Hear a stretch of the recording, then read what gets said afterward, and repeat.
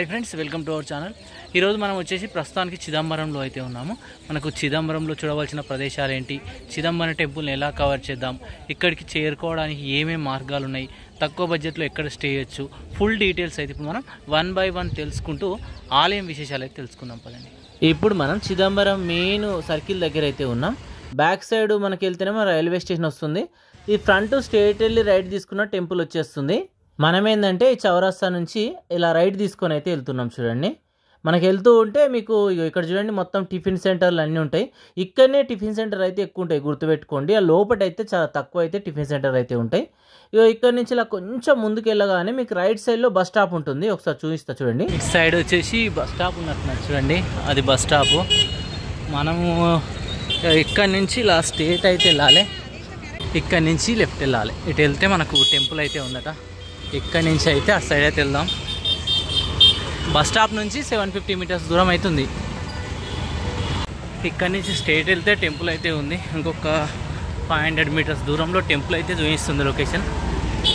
ఇక్కడ నుంచి అయితే టెంపుల్ అయితే కనబడతలేదు. ఒకసారి ముందుకు వెళ్ళి అయితే చూద్దాం. ఇక్కడ చూడండి, మనం దారిలో వెళ్తూ ఉంటే ఏవో టెంపుల్ ఉన్నది చూడండి. తమిళనాడు అంటేనే టెంపుల్స్, ఎక్కడ చూసినా మీకు టెంపుల్సే కనబడతాయి. నాకు తెలిసి దూరం కనబడుతుంది చూడండి. నాకు తెలిసి ఆ గోపురం అదే అనుకుంటా, టెంపుల్ గోపురం. ఇది వచ్చేసి మనకు టెంపుల్ యొక్క మెయిన్ చౌరస్తా చూడండి. ఇక్కడి నుంచి స్ట్రేట్ వెళ్ళిపోతే మనకు టెంపుల్ అయితే వచ్చేస్తుంది. రైట్ సైడ్ వచ్చేసి మరో గోపురం ఉంటుంది. ఫస్ట్ రైట్ సైడ్ గోపురం చూపిస్తా. ఇలా రైట్ సైడ్ కొంత దూరం రాగానే ఒకసారి ఇక్కడ చూడండి, మనకు ఆలయం యొక్క మీకు రథం కూడా కనబడుతుంది చూడండి. గ్లాసెస్ లోపట ఉంది. ఎగ్జాక్ట్లీ ఆపోజిట్లో మనకు టెంపుల్ ఉంటుంది. మనం అక్కడికి వెళ్ళి వచ్చినాం. ఇగో చూడండి, మనకు మెయిన్ రాజగోపురం అయితే ఇక్కడ కనబడుతుంది. మొత్తం మనం లోపలికి ప్రవేశించడానికి 4 గోపురాలు ఉంటాయి అన్నట్టు. మెయిన్ ఎంట్రన్స్ ఇది అన్నట్టు. ఇప్పుడు ఏంటంటే మనము మరొక గోపురం నుంచి లోపలికి అయితే వెళ్దాం. నేనేంటంటే టెంపుల్కి ఒక 550 మీటర్స్ దూరంలో ఉన్న ఇక్కడైతే స్టే చేసిన మీరా లాడ్జ్లో. ఇక్కడ నుంచి మనం ఏంటంటే కొంచెం ఫ్రెష్ అప్ అయ్యి ఇప్పుడు టెంపుల్ దగ్గరికి అయితే వెళ్ళిపోదాం. అంటే టెంపుల్ లోపలికి వెళ్ళి ఆ చిదంబర రహస్యం ఏందో తెలుసుకుందాం. ఒకసారి చూడండి, రోడ్డుకి ఇరువైపులా మీకు షాప్స్ అవి ఎలా ఉన్నాయో చూడండి చిదంబరంలో. ఇప్పుడు వచ్చేసి టెంపుల్ దగ్గరికి అయితే వెళ్తున్నా. ఇంతకుముందుకు మనం చౌరస్తా నుంచి రైట్ తీసుకొని వెళ్ళాం కదా, ఇప్పుడు చౌరస్తా నుంచి స్ట్రేట్ వెళ్ళిపోతున్నాం అన్నట్టు. చూడండి, మనకు మెయిన్ స్ట్రీట్ ఈ విధంగా ఉంటుంది. మనకేంటంటే టెంపుల్లోనికి ప్రవేశించడానికి 4 గోపురాలు ఉంటాయి. ఎక్కడి నుంచైనా మనం వెళ్ళొచ్చు. ఇలా వచ్చాక ఇలా గోపురం కనబడుతుంది చూడండి. మెయిన్ ఎంట్రన్స్ వచ్చేసి ఇక్కడ కనబడుతుంది ఫస్ట్. ఈ ఎంట్రన్స్ నుంచి లోపలికి అయితే వెళ్ళిపోదాం. రాజగోపురం ఇక్కడ కనబడుతుంది చూడండి. ఒకసారి వేప చెట్టు ఉంది ఇక్కడ. టిఫిన్ సెంటర్లు అన్నీ అయితే రాసి అవుతున్నాయి, కానీ మనకు బస్ స్టాప్ దగ్గర ఎక్కువ ఉంటాయి టిఫిన్ సెంటర్లు. ఒకసారి ఇక్కడ నుంచి లోపలికి అయితే వెళ్ళిపోదాం. లోపలికి వెళ్తూ ఉంటే చూడండి ఆ రాజగోపురం ఎంత చక్కగా కనబడుతుందో.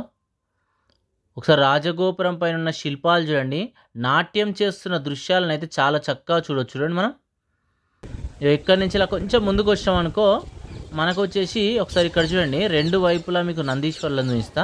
ఇగో చూడండి, ఇక్కడ ఒక నందీశ్వరుడు ఉన్నాడు, అటు సైడ్ ఒక నందీశ్వరుడు అయితే ఉన్నాడు. ఇక్కడ దర్శనం చేసుకున్నాక ఇక్కడ నుంచి లోపలికి వెళ్ళిపోదాం. మనం వెళ్తుంది ఏంటంటే సౌత్ గోపురం. మనకు మొత్తం ఏంటంటే 4 గోపురాలు ఉంటాయని చెప్పాను కదా. ఇక్కడ చూడండి ఎంత గొప్ప గొప్ప శిల్పాలు ఉన్నాయో చూడండి. ఎంట్రన్స్లో అద్భుతమైన శిల్పకళా నైపుణ్యాన్ని అయితే మనం చూడవచ్చు. ఒకసారి పై వరకు చూడండి ఎలా ఉందో. ఈ ఆలయ నిర్మాణం వచ్చేసి మనకు చోళరాజుల టైంలో అయితే నిర్మించడం జరిగిందట. తర్వాత పల్లవుల కాలంలో కంప్లీట్ అయిందని చెప్పడం అయితే జరుగుతుంది. కానీ ఎగ్జాక్ట్లీ ఎవరు నిర్మించారు అన్నది మాత్రం ఎటువంటి ఆధారాలు అయితే లేవు. ఇప్పుడు లోపలికి అయితే వచ్చేసినాం.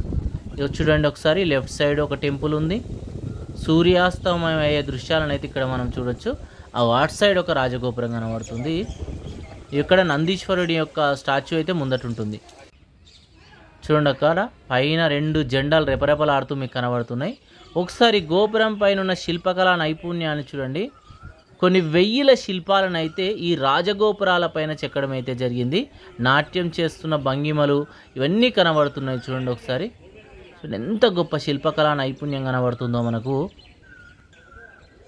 ఆ కింద కూడా చూడండి, కొన్ని 1000 సంవత్సరాల క్రితం నిర్మించిన గొప్ప క్షేత్రమే చిదంబరం. ఒకసారి ఇక్కడ చూడండి, ఈ ఆలయం పైన చూడండి నెమలి పైన కూర్చున్న దృశ్యాన్ని అయితే చూడొచ్చు. చూడండి, ఇక్కడ నందీశ్వరుడు అయితే మనకు దర్శనమిస్తున్నాడు చూడండి. ఆలయ నిర్మాణం ఎంత చక్కగా ఉందో చూడండి. ప్రస్తుతానికైతే మనం చిదంబరంలో మెయిన్ టెంపుల్ దగ్గరికి అయితే వచ్చేసినాం. మన బ్యాక్ సైడ్ చూడండి ప్రధానమైన గోపురం అయితే కనబడుతుంది. అసలు ఇక్కడికి వెళ్ళి లోపలికి వెళ్దాం. లోపలికి వెళ్ళి ఏమేమి ఉన్నాయి, అసలు ఆలయ చరిత్ర ఏంది, 1 by 1 మనం తెలుసుకుందాం పదండి. ఇక్కడ నుంచి మనం ముందుకు వెళ్తూ ఉంటే ఇక్కడ మరొక ఆలయం అయితే కనబడుతుంది చూడండి. ఆలయం పైన శిల్పాలు చూడండి ఎంత గొప్పగా ఉన్నాయో. గొప్ప గొప్ప శిల్పాలను అయితే మనం ఇక్కడ చూడొచ్చు. ఇక్కడ చూసి ఇక్కడ నుంచి మనం ముందుకైతే వెళ్తున్నాం. ఒకసారి చుట్టూ ఆలయం దగ్గర ఏమేమి ఉన్నాయి, ఏమేమి ఆలయాలు ఉన్నాయి చూసి తర్వాత ఆలయం యొక్క చరిత్ర అయితే తెలుసుకుందాం. ఒకసారి ఇక్కడ నుంచి మరొకసారి రాజగోపురాన్ని అయితే చూడండి. మనం ఆలయం చుట్టూ చూసుకుంటూ లోపలికి అయితే వెళ్తున్నాం. మనకు చిదంబరం అంటేనే ఎన్నో రహస్యాలకు నిలయం ఈ ఆలయం అయితే. ఒక్కొక్కటైతే తెలుసుకుందాం ఒకసారి లోపలికి వెళ్తూ. ఇప్పుడు వచ్చేసి మరొక ఎంట్రన్స్ దగ్గరికి అయితే మనం వచ్చేసినాం. ఒకసారి ఈ ఎంట్రన్స్ను కూడా చూడండి. ఆల్మోస్ట్ అన్ని ఎంట్రన్స్లు మనకు రాజగోపురాలు సేమే కనబడతాయి. ఇక్కడ నుంచి మనం ముందుకైతే వెళ్దాం పదండి. మనం ఇక్కడ నుంచి కూడా ఆలయం లోపలికి అయితే వెళ్ళొచ్చు. మెయిన్ ఎంట్రన్స్ ఒకసారి చూడండి. ఆ పైన శిల్పకళ ఆకృతులు చూడండి ఎంత చక్కగా ఉన్నాయో చూడండి. చిదంబరంలో మనం ఏది చూసినా మనకు ఒక రహస్యంగానే కనబడుతుంది. పంచభూత క్షేత్రాలలో ఆకాశలింగం కొలువైన ప్రదేశమే మనకు చిదంబర క్షేత్రం. ఇక్కడ మనం చూసినాం కదా వచ్చేసి గోపురం ఉంది. ఇదంతా చిన్న తోటలా ఉంది చూడండి సైడ్ ఇదంతా. ఇవన్నీ చూసుకుంటూ మనం ముందుకైతే వెళ్ళిపోదాం. ఈ లెఫ్ట్ సైడ్ వచ్చేసి 2-3 ఆలయాలు ఉన్నాయి. ఏం ఆలయాలో తెలియదు, ఒకసారి చూద్దాం ఏం ఆలయాలు అన్నది. ఒకసారి ఇక్కడ చూడండి. ఈ ఆలయం పై భాగాన చూడండి ఒకసారి ఎంత చక్కనైన నిర్మాణ శైలి మీకు కనబడుతుందో. ఈ రైట్ సైడ్ వచ్చేసి మనకు మరొక టెంపుల్ ఉంటుంది. ప్రస్తుతానికైతే టెంపుల్ మూసేసి ఉంది చూడండి. ఇలా స్ట్రేట్ వెళ్ళిపోతే మనం మెయిన్ ఎంట్రన్స్ దగ్గరికి వెళ్ళిపోతాం. మీకు ఫస్ట్లో చూపించాను కదా ఆ ప్రదేశానికి వెళ్తాం. ఇక్కడ చూడండి ఇక్కడ నుంచి మనం మరొక రాజగోపురం సైడ్ అయితే వెళ్ళిపోతున్నాం. ఇక్కడ మరొక టెంపుల్ అయితే ఉంటుంది. ఈ టెంపుల్ని కూడా మనం దర్శనం అయితే చేసుకుందాం. ఒకసారి ఇక్కడ చూడండి స్కూల్ పిల్లలు అయితే చాలామంది ఇక్కడ రావడం అయితే మనం చూడొచ్చు. ఇక్కడ ఆలయంలో ఉన్న అమ్మవారిని దర్శనం చేసుకున్నాక ఒకసారి ఇక్కడ చూడండి మొత్తం ఇప్పుడు నేనున్న ప్లేస్ నుంచి చూపిస్తే 4 గోపురాలు కనబడతాయి. ఒక స్తంభం ఉంది చూడండి. ఈ స్తంభం దగ్గరికి చూస్తే ఎగ్జాక్ట్లీ మీకు 4 గోపురాలు కనబడతాయి. అన్నీ ఇక్కడికి వచ్చినప్పుడు అయితే చూడండి మంచి ప్లేస్ అన్నట్టు. ఇక్కడ కంప్లీట్ చేసుకొని ఇక్కడ నుంచి మనం ఒకసారి కోనేరు దగ్గరికి అయితే వెళ్దాం పదండి. ఇలా ముందుకు వచ్చేసి ఇలా లెఫ్ట్ తీసుకుంటే మనకు కోనేరు అయితే ఉంటుంది. ఒకసారి మీకు కోనేరుని అయితే చూపిస్తా. ఇప్పుడు కోనేరుని చూద్దాం పదండి. ఇప్పుడు మనం చూస్తుంది బ్యాక్ సైడ్ ఆలయం యొక్క మెయిన్ కోనేరు. ఒకసారి అయితే చూడండి మీకు ఆల్మోస్ట్ అన్ని గోపురాలు ఇక్కడి నుంచి చూస్తే కనబడతాయి. ఎగ్జాక్ట్లీ కోనేరుకు ముందే మనకు ఆలయం అయితే ఉంటుంది. ఒకసారి కోనేరుని క్లియర్గా చూపిస్తా. బ్యాక్ సైడ్ ఒకసారి చూడండి. కోనేరు చూడండి. మనం అక్కడున్న టెంపుల్ అవన్నీ అయితే చూసేసి ఇక్కడికి వచ్చినాం. మరొక ఎంట్రన్స్ వచ్చేసి అక్కడ సైడ్ కనబడుతుంది చూడండి. ఈ రైట్ సైడ్ కూడా చూడండి. మొత్తం ఏంటంటే ఒకే రాజు హయాంలో ఈ ఆలయ నిర్మాణం అయితే జరగలేదట. మ్యాక్సిమం చోళులే నిర్మించారని చెప్తున్నారు కానీ ఎటువంటి ఆధారాలు అయితే లేవు. పల్లవుల కాలంలో కూడా నిర్మించారని అయితే చెప్తుర్రు. ఒకసారి ఇక్కడ నుంచి ఆలయ కోనేరు చూడండి ఎంత చక్కగా ఉందో. మనిషి స్వరూపేణ ఈ చిదంబరం అనేది అంటారు. ఎందుకంటే మనిషి ఎలా జీవిస్తుండో ఈ చిదంబరంలో అయితే మనకు ఈ ఆలయ నిర్మాణంలో మనం చూడవచ్చు. ఒకసారి ముందుకు వెళ్ళాక అవి ఏంటి అనేది ఇప్పుడు తెలుసుకుందాం. ఒకసారి చూడండి ఇక్కడ నుంచి వ్యూ ఎంత చక్కగా కనబడుతుందో.